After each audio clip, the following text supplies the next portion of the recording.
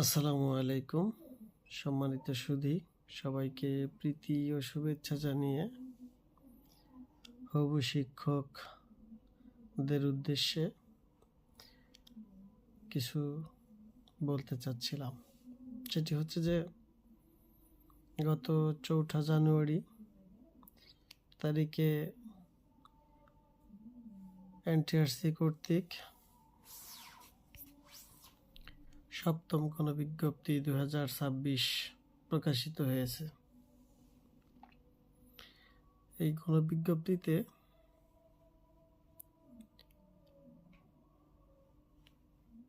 মাধ্যমিক level, college level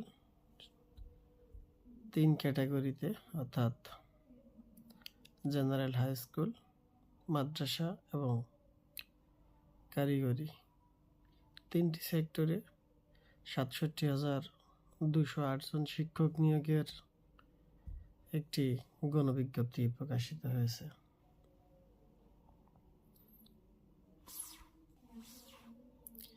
যেহেতু এটি সপ্তম গণবিজ্ঞপ্তি, অনেকেরই অনেক অভিজ্ঞতা আছে, তবে এইবারের সপ্তম গণবিজ্ঞপ্তিতে যে বিষয়টি নতুন এসেছে সেটি হলো, এর আগে যখন একজন প্রার্থী আবেদন করত তাকে 40টি প্রতিষ্ঠান চয়েস দিতে হইতো, কিন্তু এইবার আপনার অপশন থাকবে মাত্র 7টি।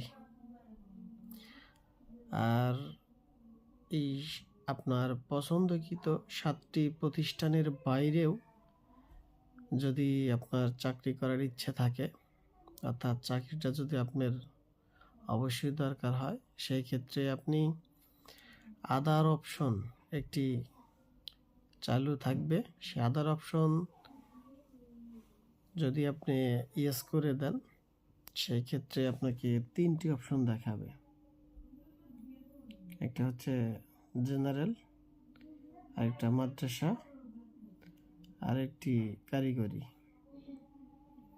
এখন আপনার এই পছন্দের 7টি প্রতিষ্ঠান ছাড়াও বাকি যেই প্রতিষ্ঠানগুলোতে আপনি চাকরি করতে ইচ্ছুক, অর্থাৎ আপনি কোন ক্যাটাগরির শিক্ষা প্রতিষ্ঠানে চাকরি করতে ইচ্ছুক, সেটি সিলেক্ট করার জন্য আপনি ওইভাবেই আপনার চয়েসটা দিবেন। অর্থাৎ আপনার যদি পছন্দ হয় মাদ্রাসা, তাহলে মাদ্রাসা প্রথম দিবেন।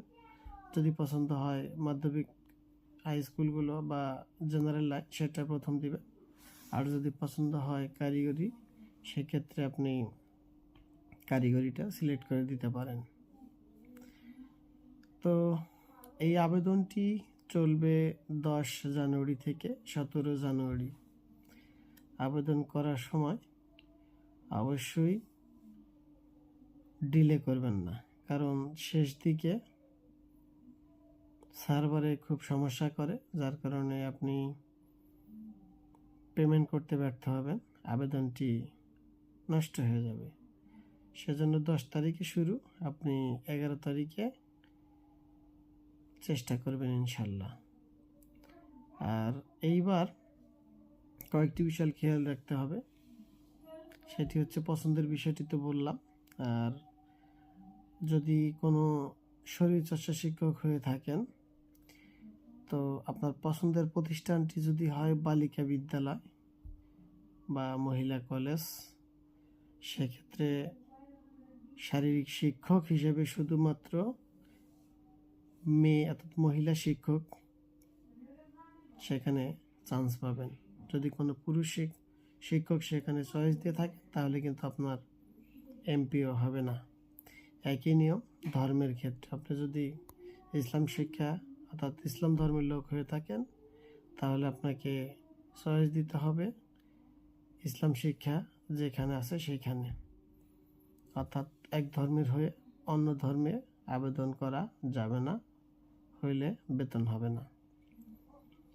এবার আপনাকে চয়েস দেওয়ার ক্ষেত্রে কয়েকটি বিষয় খুবই নজর রাখতে হবে। সেটি হচ্ছে যে কিছু প্রতিষ্ঠান আছে যেগুলো শহর কেন্দ্রিক, সেই প্রতিষ্ঠানগুলোতে প্রচণ্ড প্রতিযোগিতা হবে। তো আপনার যদি চাকরিটা অবশ্যই দরকার হয়, সেক্ষেত্রে বাছাই করে প্রত্যন্ত অঞ্চলে যে প্রতিষ্ঠানগুলো আছে সেগুলো যদি আপনি সিলেক্ট করেন বা বাছাই করেন, সেক্ষেত্রে আপনার চাকরি হওয়ার নিশ্চয়তা মোটামুটি ভালো থাকবে। আর আরেকটি বিষয়, যে যারা কারিগরিতে আবেদন করবেন, কারিগরি অধিদপ্তর এমপিও ক্ষেত্রে বেশ জটিল প্রক্রিয়া।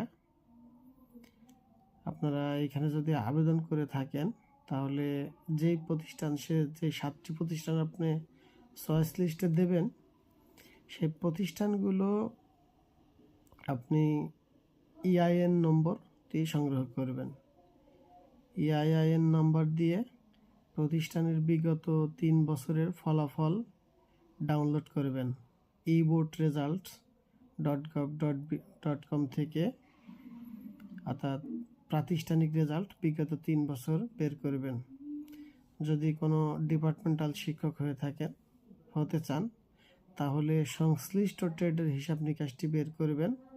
এই বিষয়ে যদি কারো সহযোগিতা লাগে, অবশ্যই আমাকে নক করলে আমি আপনাদের সহযোগিতা করার চেষ্টা করব।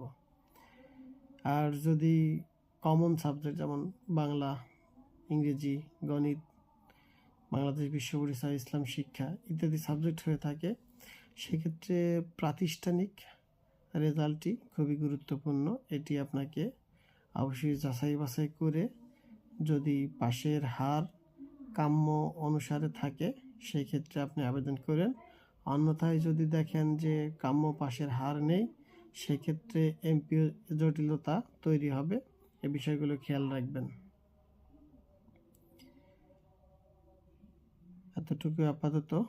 আরও যদি কারো কোনো সাহায্য লাগে এ বিষয়ে জানতে, কমেন্ট বক্সে অথবা ইনবক্সে নক করবেন, ইনশাল্লাহ জানানোর চেষ্টা করব। ধন্যবাদ সবাইকে। আসসালামু আলাইকুম।